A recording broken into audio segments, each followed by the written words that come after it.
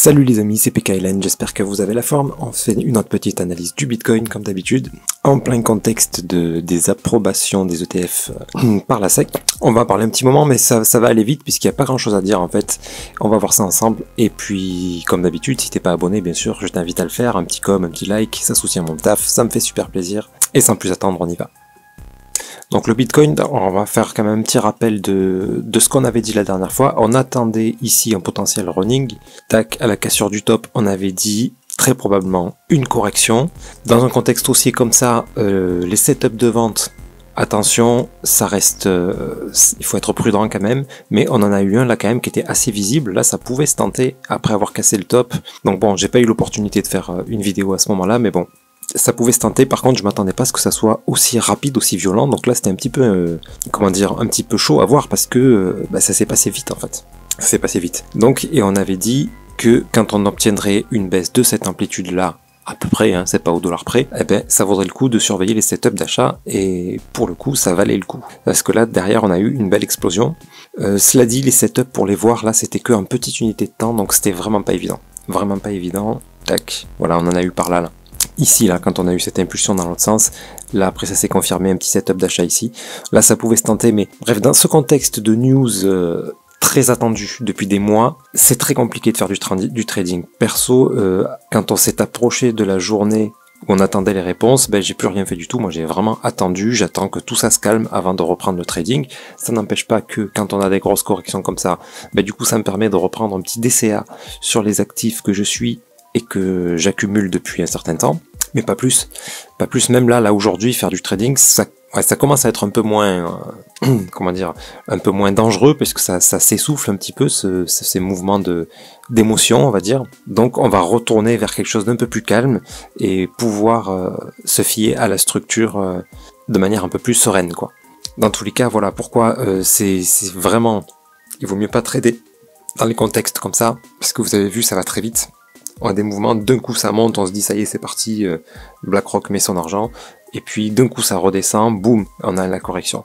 Donc vous inquiétez pas les amis, ne prenez pas en considération ces news. Un minimum oui, mais quand on est dedans, faites rien, attendez que ça passe, puisque de toute façon, il faut pas se leurrer, BlackRock ou pas BlackRock, ETF ou pas ETF, notre grande correction qu'on attend en weekly, elle aura lieu, hein. Elle aura lieu, ça j'ai aucun doute là-dessus. Quand, j'en sais rien, peut-être qu'elle a démarré. On va voir. Ce qui nous le confirmera, c'est si on casse ce bas-là. Vous voyez, de la dernière correction. Donc là, on le voit pas en weekly, hein. On va voir ça d'un peu plus près après. Mais ça, là, tout ça, ça va corriger. Hein. Ça va corriger, et peut-être même tout ça. Donc si c'est tout ça qui corrige, ça va durer très longtemps. Maintenant, on va d'abord attendre une correction de ça déjà. Voilà. Là, on a besoin que ça corrige au moins comme ça, quoi. Ou comme ça, voire les deux si on obtient un running. Vous voyez, j'attends au minimum quelque chose comme ça. Soit un flat, soit un running. Donc là, on va probablement avoir de belles opportunités là-dedans. Bref, on n'y est pas encore. On va zoomer un petit peu là-dessus tout à l'heure. Mais pour parler des ETF et de BlackRock, pourquoi il ne faut pas s'enflammer? Pour une raison simple. BlackRock, c'est qui? C'est une entité en fait qui gère des fonds, enfin qui est un fonds de gestion pour des clients. C'est-à-dire que c'est pas eux qui vont décider de ce qu'ils vont mettre sur Bitcoin. Ok, enfin, pas directement en tout cas. C'est-à-dire qu'il y a une demande, ils ont des clients, la demande de Bitcoin est présente, donc ils décident de le proposer à leurs clients. Maintenant, à mon avis, je suis pas chez BlackRock, mais je pense que ce genre d'institution propose aussi des conseils en investissement. Concrètement, est-ce que vous pensez sérieusement qu'ils vont conseiller à leurs clients d'investir massivement à ce moment-là dans Bitcoin? Moi, je pense que non. Clairement, non.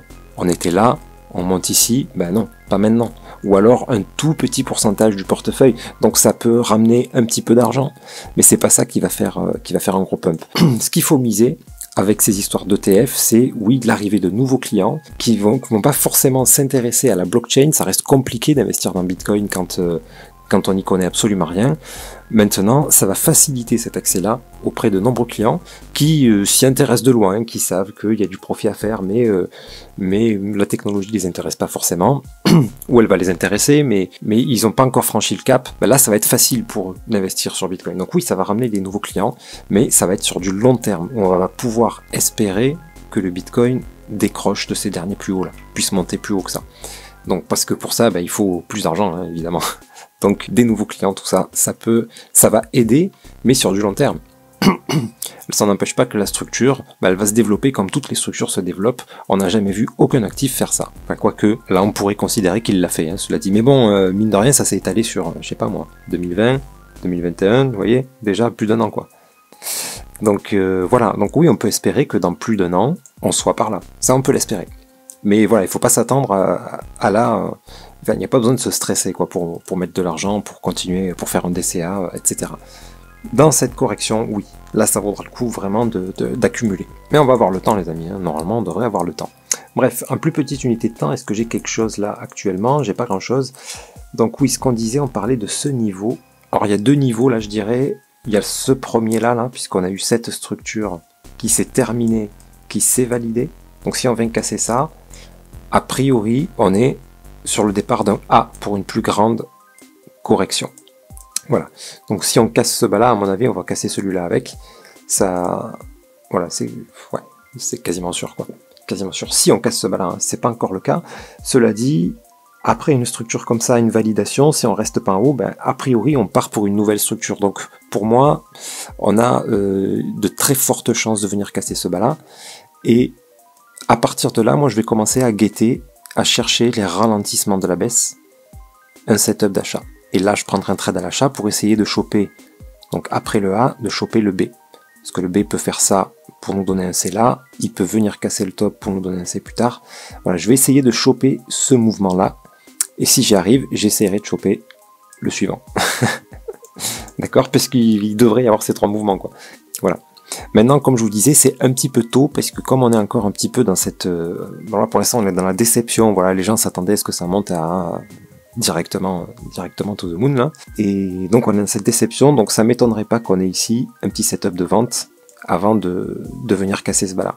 Et puis on sait jamais, méfions-nous parce que comme tout va très vite en ce moment, ça peut très bien partir d'un coup à la hausse et nous donner ça plus tard. Moi j'attends des signaux clairs là, voilà, pour vraiment reprendre des trades, et idéalement la cassure de ce bas là, puisque là on aura une indication claire de ce qu'il est en train de se passer. Voilà, ça sera donc, comme je vous disais, un A, on attendra le B, et ensuite le C. Là au moins on saura quoi faire, dans quelle direction le marché est parti pour aller, avec des taux de réussite très grands, des très bonnes probabilités que ça se réalise. Donc voilà à quel moment ça sera opportun.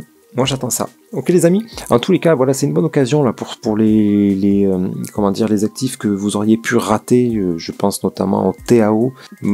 Voilà, il y a une belle correction qui s'est entamée. Là, pour le coup, on est déjà dans le A, vous voyez, parce qu'on a cassé les derniers plus bas de la précédente correction. Donc là, on est sur une correction très long terme. Donc à mon avis, c'est possible qu'on descende encore un peu. J'en sais rien, ça va dépendre un peu du Bitcoin. On aura un B, un C. À partir de ce C, peut-être que moi qui ai raté le TAO, peut-être que je rentrerai dedans. Mais pas avant. Parce que pour moi, c'est un projet très risqué, le TAO. Je sais plus, je crois que vous avez expliqué pourquoi. Notamment, oui, peut-être que le système de mining est pas mal, que la tokenomique est pas si mal que ça, parce qu'elle reproduit celle du Bitcoin, donc a priori ça a plutôt bien fonctionné sur Bitcoin. Mais pour moi, c'est très risqué dans le sens où la concurrence dans le domaine de l'intelligence artificielle, elle va être énorme. Elle va être énorme. Donc le temps, c'était un très très bon projet à rentrer au début. Voilà, je m'y suis pas intéressé, je n'avais entendu parler mais je m'y étais pas intéressé. Donc j'ai raté ça, mais je l'ai chopé ailleurs, que ce soit sur Solana ou quoi, on a eu les mêmes profits. Donc voilà, mais faut pas se miner quand on rate un projet, il y a des tas d'autres. Bref, tout ça pour dire que si vraiment ça devient intéressant, à la fin de la structure, peut-être que j'envisagerais de rentrer dans ce projet-là. Mais voilà, en prenant bien conscience qu'il y a un énorme risque, puisque la concurrence est énorme. Et s'il se passe beaucoup de temps, là, il faudra voir qu'est-ce qu'ils proposent comme produit. Parce que pour l'instant, ce qu'ils proposent, c'est pas grand-chose. Et d'autres proposent déjà des produits extrêmement performants. Et je parle pas dans la crypto, je parle dans l'IA en général. Ok, donc pour que ça ait vraiment du succès à long terme, il va falloir qu'il soit très compétitif et voilà. Enfin, le challenge est grand, donc pour moi le risque est grand aussi. Au même titre que moi je suis aussi un peu dans Star Atlas, au même titre que je n'avais déjà parlé sur la chaîne. Pour moi le potentiel est énormissime, mais c'est quand même un projet risqué, puisque justement l'ambition est tellement énorme qu'avec la concurrence de toutes les sociétés de gaming qui sont hors crypto, hein, puisque pour que ça fonctionne vraiment, il faut pas que ça soit simplement de la spéculation, il faudra qu'à un moment donné le jeu soit fun, que les gens aient envie d'y jouer. Là, il y a un potentiel de gain extrêmement grand, mais le risque est énorme, vu la concurrence qu'il y a, le risque est énorme, parce que voilà, leur truc pourrait ne jamais marcher, quoi, tout simplement, et ne pas atteindre les objectifs aussi ambitieux qui se sont fixés. Pareil pour le TAO. Bref, ce n'est que mon avis, bien sûr.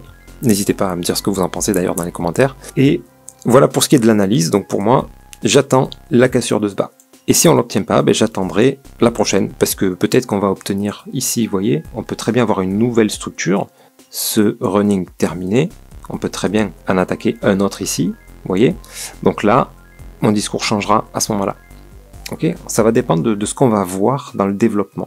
Moi, j'ai une solution, un plan, on va dire prêt, si on vient casser ce bas. Et c'est ce que je pense qui va se passer. Mais voilà, c'est encore une fois, ça aussi c'est que mon avis, j'ai pas de boule de cristal.